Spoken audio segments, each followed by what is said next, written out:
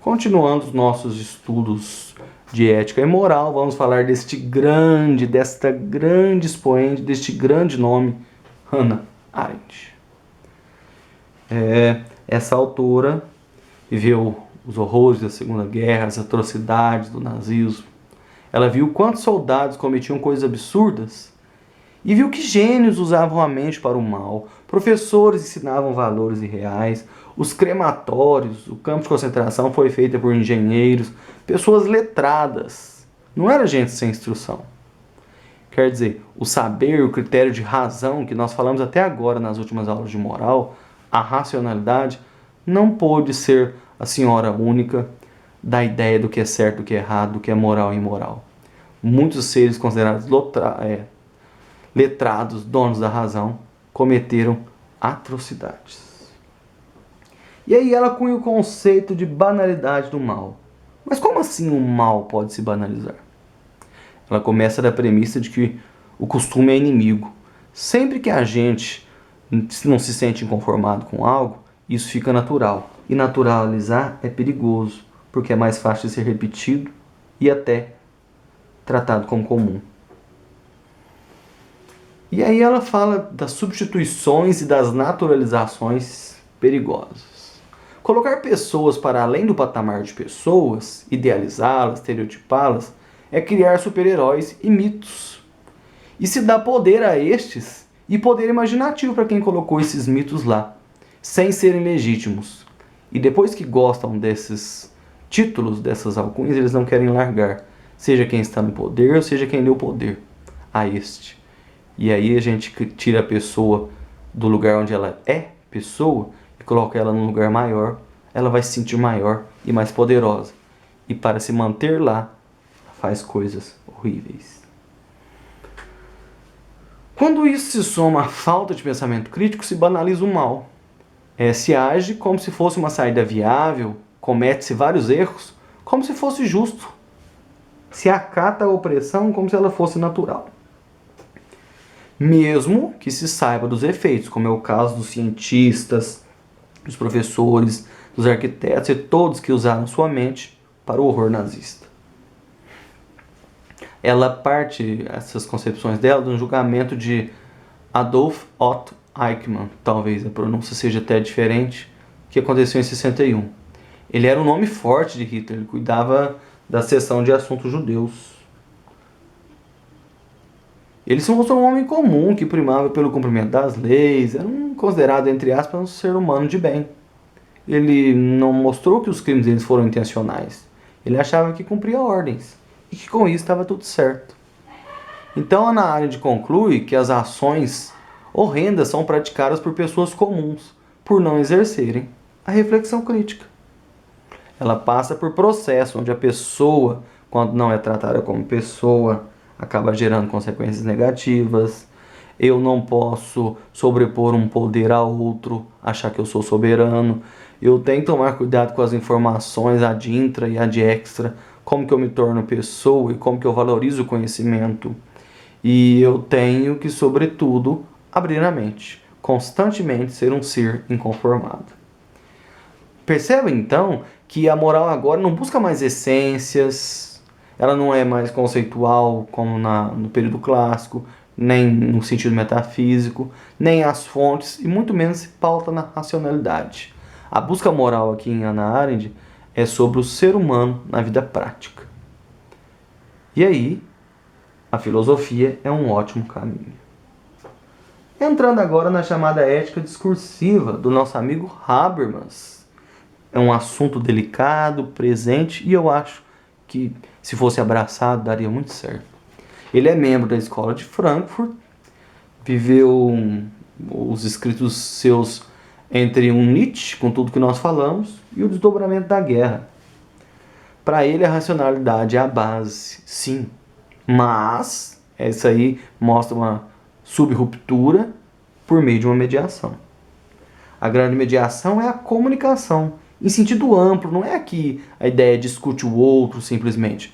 É no sentido de comunicar pelo interlocutor a mim, ao que eu sou, ao que eu valorizo, ao que eu prezo, e o valor humano, que é dado a mim e a quem conversa comigo. É viver uma ética do diálogo, considerando que os dois são valores inestimáveis, quem fala e quem ouve. Conforme Kant, ele concorda com ele, que o ser humano nunca pode ser usado como meio, como instrumento, instrumentalizado. Ele é sempre fim. A felicidade, a realização humana é sempre o maior passo e a única missão. A ação ética deve ser pautada na coletividade, por meio do entendimento dos seres humanos. Percebe que não é uma coisa tão simples. Ela requer interação e diálogo argumentativo. Não é uma guerra de palavras, uma guerra de fake news, mas com argumento, fundamentação. Ele fala que os sistemas e valores morais não têm legitimidade se forem impostos. Faça isso porque é obrigado. É preciso uma abertura comunicacional, convencer o outro pelo exemplo, pelo discurso, via racionalidade. Esta, para ele, é a base do saber. E aí ele fala de uma razão comunicativa como um modus operandi, um jeito de aplicar a racionalidade no diálogo e no discurso. Uma razão comunicativa. Eu já penso sempre em dialogar. Não vencer um debate, mas viver no... Não é o conflito, não é o embate. É viver no diálogo. As conclusões devem ser consensuais e têm princípios. Veja que é consenso e não aceitação tácita. É chegar a um justo meio por meio de uma argumentação e agora num âmbito muito maior, uma ética chamada ética global. Primeiro elemento, primeira convicção que eu tenho que trazer, é que todos são igualmente capazes para participar do discurso e falar. Depois, todos podem expressar livremente suas convicções. E depois, até de modo coordenado, que esses membros não sofrem pressões políticas ou econômicas no processo. A ideia ética não pode ser escravizada a nada. Não pode ser utilitarista, não pode ser econômica, não pode ser de cunho capitalista. Eu tenho que pautar o ser humano como fim, nunca como meio ou objeto de lucro. E ainda, falando um pouquinho nesse giro moral que tratamos até agora, Michel Foucault tratando do cuidado de si.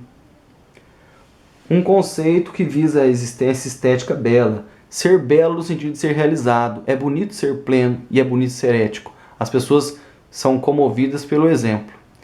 Ele se refere a um conjunto de experiências e práticas que servem para ampliar o conhecimento e o cuidado. Isso transforma o indivíduo. À medida que eu me conheço e sei dos meus limites, eu também vou pensar no dos outros. Vou me colocar no outro, vou cuidar.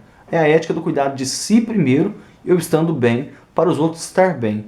Não no sentido de que eu esteja melhor, mas que pelo menos eu me auto-reconheça e conheça. Veja que ele retoma aqui perspectivas gregas, lá do nosso amigo Sócrates, que se dizia que, nas palavras concatenadas de Platão, uma vida sem busca não é digna nem de ser vivida. A missão do filósofo, que Sócrates demonstrou isso tão bem, é o autoconhecimento de si. É voltar para dentro de mim e cuidar de mim a partir do meu autoentendimento e do meu autoconhecimento. Só assim eu posso ajudar os outros a fazer o mesmo processo, gerando um cuidado mútuo. Quando eu me entendo e me valorizo e conheço meus limites, terei muito mais facilidade na relação com os outros, não querer que eles sejam feridos, mas também não ferir. Cuidar de si e da cidade. Lembra aqui das 3 almas de Platão. Ou seja, a partir do momento que eu sei cuidar de mim e me valorizo, eu vou verificar uma estrutura igual às 3 almas da República. A alma concupiscível, voltada para a questão dos desejos, da volição. A alma irascível, voltada para a manutenção, preservação. E a alma racional, ao cuidado do governo do sábio. E aí ele fala que devemos vivenciar a ética por meio da subjetividade. O sujeito consegue, por si, depois de ter feito esse autoconhecimento e essa interação, perceber aquilo que parece como desejo e como vontade. E com isso ele percebe o que é seu e o que é imposição do meio. O que foi colocado a mim, o que realmente eu preciso ou não. Cabe aqui um parênteses com essa quarentena.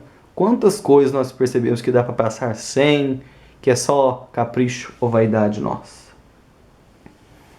É uma ética contra a alienação, contra eu me tornar estranho ao processo, não me autoconhecer, não saber onde estou e por que estou fazendo. E contra as imposições, ser ético, porque eu me aprofundei em mim mesmo. Para além do inconsciente coletivo, aquela ideia básica massificada. É iniciar um processo de libertação, de independência. Por hoje é só, meus amigos.